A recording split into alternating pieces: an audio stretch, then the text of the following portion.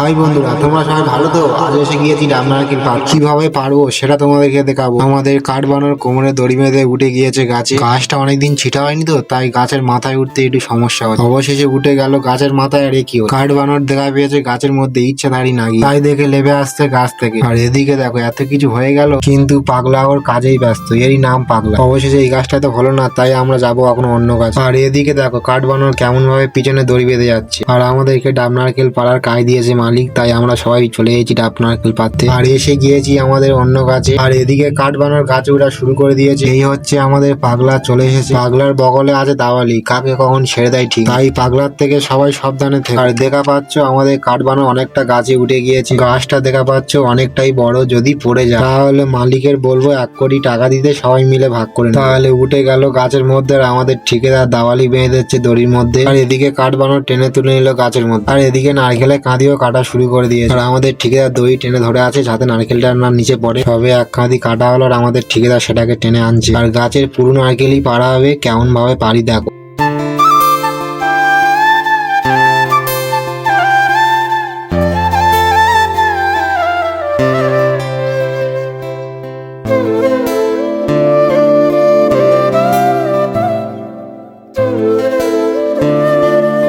আর আমাদের নারকেল পাড়া হয়ে গিয়েছে। কাঠ বানানোর লেবে এসেছে গাছ থেকে। আর এদিকে কাঠ বানানোর বলছে গাছে উঠে আমার হাতে শক্তি ক্ষমতা বাড়ছে। আর এটা তো খুবই ভালো কথা। এবারে যে কটা গাছে নারকেল ডাব পাড়াবে সব গাছে ওকে তুলো। আর এদিকে দেখো কত ডাব নারকেল পড়ে আছে, সবই তুলে নিয়ে যেতে হবে। আর এদিকে এরা ডাব খাওয়া শুরু করে দিয়ে। আর এদিকে পাগলার কাজ দেখো, কারণ গাছে মেরে ডাব ফাটাবে। একে নিয়ে আর পাড়া। আর এই দেখে পাগলার পিছনে লেগেছে কাঠ বানানো। অবশেষে পাগলার দেখে মায়া এসে গেল ভলু, তাই ও একটা ডাব কেটে দিল। পাগলা নিয়ে খুবই খুশি হয়ে গেল, তাই খাওয়া শুরু করে দেয়। খাওয়া তো অনেক হলো, এবার সবাই মিলে লেগে পড়লাম বস্তা ভর্তি করে। আর এদিকে ধরে আছে তোমাদের কালু ভাই বস্তা, আর ভলু নারকেলটা ভর্তি করছে। হয়ে গেল বস্তা ভর্তি। এবার নিয়ে যাবো রাস্তা। রাস্তা দেখা পাচ্ছ কেমন, সব জায়গায় হয়ে আছে জঙ্গল। সামনে হাওড়ার ব্রিজ, আর আমাদেরকে পার করতে হবে, কারণ ব্রিজের অবস্থা খুবই খারাপ। আমরা অবশেষে ব্রিজ পার করে এসে গেলাম রাস্তা। সামনে ছিল আমাদের স্কুটি নিয়ে দাঁড়িয়ে। আর এগুলোকে নিয়ে যাবো স্কুটি করে। তাই স্কুটি তুলা চালু করে দিলাম। অবশেষে বসে পড়লো তোমাদের কালু ভাই স্কুটির মধ্যে। আর এরকম ভাবেই ধরে নিয়ে যাবো। স্কুটি চালু করে দিয়েছে। এর পরে ভিডিও দেখা যাচ্ছে তোমাদের সঙ্গে।